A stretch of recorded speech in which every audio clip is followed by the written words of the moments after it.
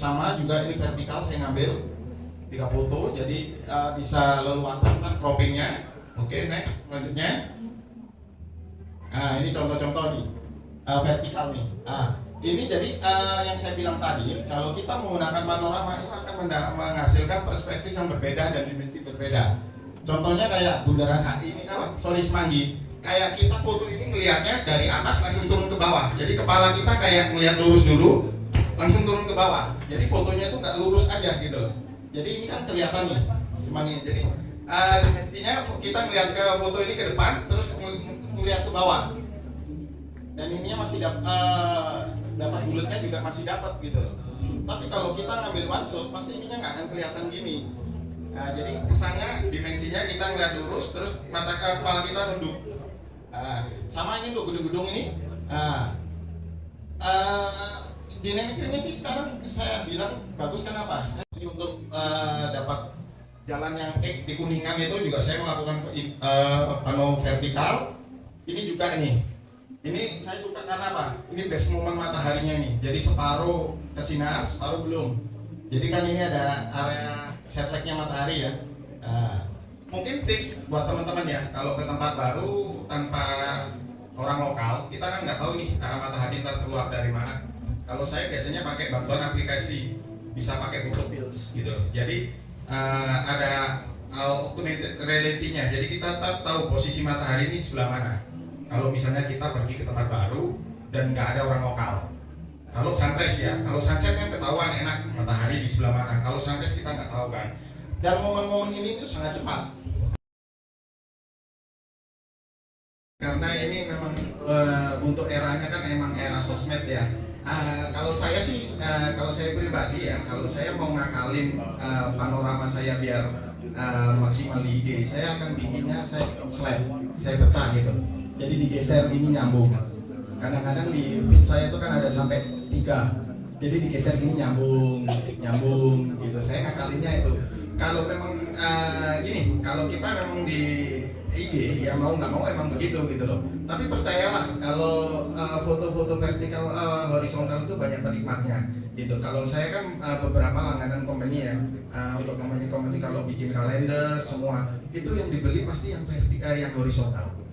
Tetap nilai jualnya tetap yang paling tinggi. Pasti kalau ada vertikal nilai bikin pasti yang tanya ada versi horizontalnya nggak? Saya bilang selalu ada. Saya selalu bikin versi horizontal vertikal karena itu nilai jualnya lebih tinggi. Jarang banget perusahaan itu yang minta yang vertikal, pasti horizontal. Pasti yang ditanya ini ada versi horizontal, ada gitu. Jadi mungkin ya itu lagi ya. Jadi kalau kita buat sosmed ya itu kadang-kadang saya ngakalinya saya bikin kayak slide gitu karena digeser ini panoramanya tetap nggak putus gitu. Itu kan di Photoshop bisa ya. Jadi kita bagi dulu misalnya jadi kalau Photoshop itu fitnya IG itu 5:4 ya. Ya kita bikin aja di Photoshop itu 5:4 tinggal kita bagi, kita pecah. Dia ntar kalau di slide ini akan nyambung gitu. Mungkin ngakalinya itu, tapi ya itulah untuk nilai jual tetap kok. Untuk horizontal tuh nilai jualnya tetap tinggi. Itu kalau dipakai ND itu biasanya kalau saya pakai kalau ngerjain company profile yang serius. Karena kalau bikin video itu kan ada rumus FPS yang harus kita kejar. Misalnya setting untuk output videonya itu 30 fps. Idealnya speed kita 1/60, jadi dikali 2. Nah itu kalau ND itu mengurangi seluruh exposure. Caranya biar dua-duanya dapat. Jadi saya bikin minus 0,7, tapi dengan konsekuensi shadow itu saya naikin. Jadi saya ngedit foto itu satu foto nggak nyampe 5 menit. Jadi kalau mau misalnya mau keluar langsung dari itu nggak apa-apa. Cuma ya itu pasti bawahnya ada gelap dikit. Karena ngejar di atasnya biar dapat detailnya. Nah, kalau kita metering di atas itu putih, bawahnya pasti gelap ntar. Kalau kita metering di bawah, atasnya pasti itu putih banget gitu. Kalau kita metering langit, bawahnya gelap banget gitu loh. Nah, untuk di metering kamera ini untuk landscape sangat perlu yaitu untuk membaca area gelap sama area putih tadi gitu loh.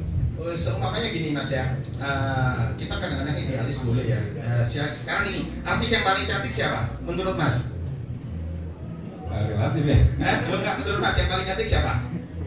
Siapa? Pevita Pierce lah, Pevita Pierce. Nah, itu kalau bangun tidur dilihat udah cantik kan? Nah, terus kalau mic up tipis-tipis, semakin cantik apa enggak? Ya, itu sama kayak foto. Jadi gini, kalau kita bikin foto, sebenarnya di foto itu kan nggak ada salah yang benar ya. Masalah tone juga nggak ada salah yang benar. Kalau saya lebih suka natural gitu loh, karena saya biasanya foto-foto dibeli oleh perusahaan itu mereka lebih suka yang natural. Jadi udah terpatri, ya kita dari kecil langit itu biru.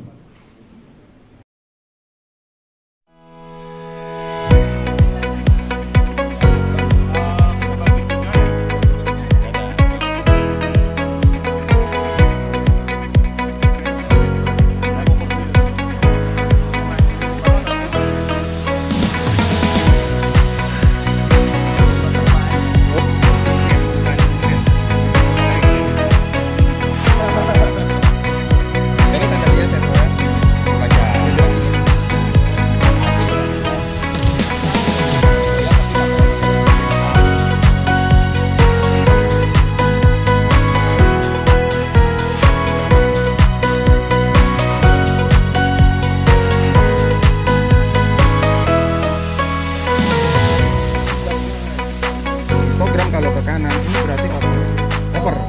Yang penting jangan mepet ke kanan atau mepet ke kiri.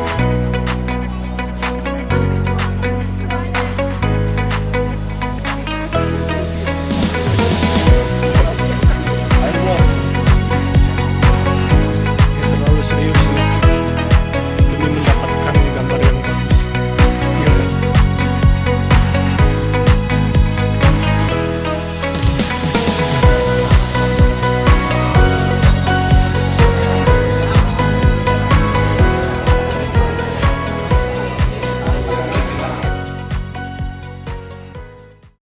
Opsional itu ditambahin, suka ada teman-teman lihat nggak foto itu ada vignette dikit-dikit. Kita turunin gini aja.